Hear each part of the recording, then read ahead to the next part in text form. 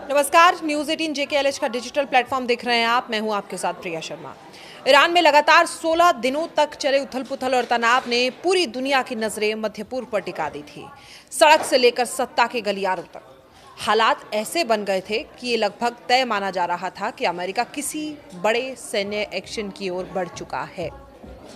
खुद वॉशिंगटन के भीतर से ऐसे संकेत आ रहे थे कि अब केवल औपचारिक घोषणा बाकी है, लेकिन ठीक उसी समय उसी मोड़ पर अमेरिका ने अचानक ब्रेक लगा दिए।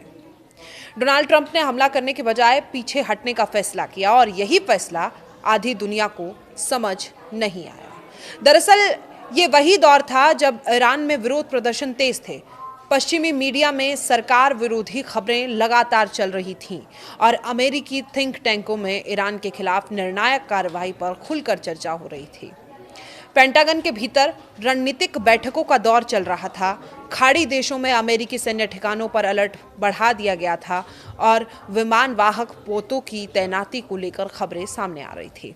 इन सबके बीच अचानक ट्रंप का कदम पीछे खींचना एक बड़ा सवाल बन गया।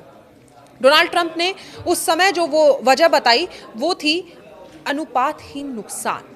ट्रंप ने कहा कि उन्हें जानकारी मिली थी कि संभावित हमले में बड़ी संख्या में ईरानी नागरिक मारे जा रहे हैं और ये नुकसान किसी ड्रोन गिराए जाने के बदले में सही नहीं ठहराया जा सकता।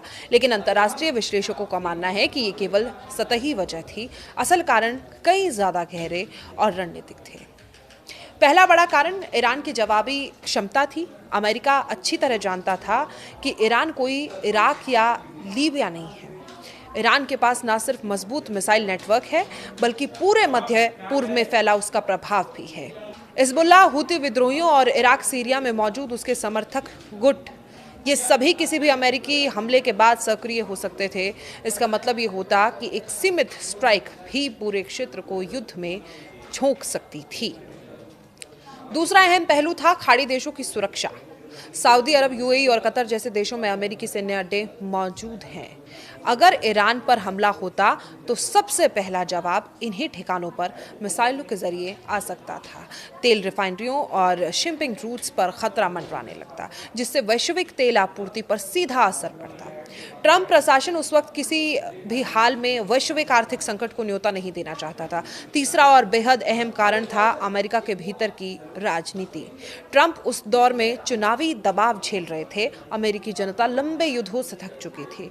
इराक और अफगानिस्तान के अनुभव अभी भी ताज़ा थे। ऐसे में ईरान जैसे ताकतवर देश के साथ सीधी जंग ट्रंप के अमेरिका फर्स्ट और नो मोर एंडलेस वॉर्स के नारे के बिल्कुल उलट जाती।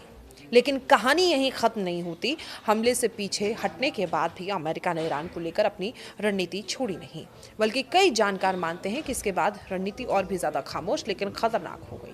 हाल ही के दिनों में अमेरिकी फौज की कुछ गतिविधियां फिर से अटकलों को हवा दे रही हैं। खाड़ी क्षेत्रों में अमेरिकी नौसेना की गश्त बढ़ाई गई है। कुछ पुराने सैन्य ठिकानों को फिर से सक्रिय किया गया है। ड्रोन और सर्वेलांस विमानों की उड़ानों में इजाफा देखा गया है और इसके अलावा अमेरिका ने अपने सहयोगी देशों के साथ खुफिया सूचनाओं का आदान प्रदान तेज कर दिया है।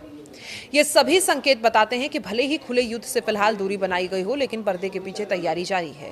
विशेषज्ञों का कहना है कि अमेरिका अब डायरेक्ट अटैक की बजाय प्रेशर स्ट्रेटेजी पर काम कर रहा है, यानी आर्थिक प्रतिबंध, साइबर अटैक, खुफिया ऑपरेशन और ईरान के अंदर असंतोष को बढ़ावा देना।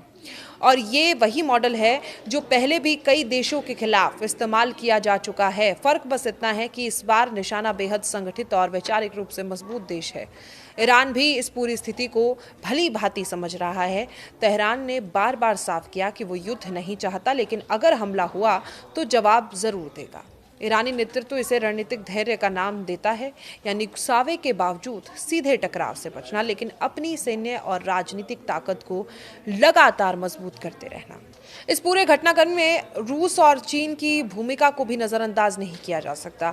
दोनों देश ईरान के साथ खड़े दिखाई देते हैं और किसी भी अमेरिकी सैन्य कार्रवाई को वैश्विक शक्ति संतुलन के लिए खतरा मानते हैं। यही वजह है कि अमेरिका को हर कदम सोच समझ कर उठाना पड़ रहा है। एक गलत फैसला सिर्फ मध्य पूर्व ही नहीं बल्कि पूरी दुनिया को नई शीत युद्ध जैसी स्थिति में धकेल सकता है। अब बड़ा सवाल यही है कि क्या ये सब किसी बड़े घटनाक्रम की तैयारी है या फिर ये सिर्फ दबाव बनाने की रणनीति है। क्या अमेरिका दोबारा आखिरी वक्त पर कदम पीछे खींचेगा या इस बार कहानी अलग होगी? फिलहाल जवाब साफ नहीं है, लेकिन इतना तय है कि ईरान और अमेरिका के बीच ये तनाव खत्म नहीं हुआ है, बल्कि एक नए और ज्यादा जटिल चरण में प्रवेश कर चुका है। अंतर्राष्ट्रीय राजनीति में अक्सर सबसे खतरनाक हालात वही होते हैं जहां गोलियां नहीं चलती, लेकिन दोनों तरफ उंगलियां ट्रिगर पर होती हैं। ईरान और अमेरिका के बीच मौजूदा स्थिति भी कुछ ऐसी ही है, एक ऐसी खामोशी जिसके पीछे तूफान छिपा हो सकता है। आपको एक खबर कैसी लगी कमेंट बॉक्स में ज़रूर बताएं। ऐसी तमाम खबरों के लिए हमारे चैनल को सब्सक्राइब करें। फिलहाल के लिए मुझे दीजिए इजाज़त और आप देखते रहिए न्यूज़ 18 JKLH का डिजिटल प्लेटफॉर्म। नमस्कार।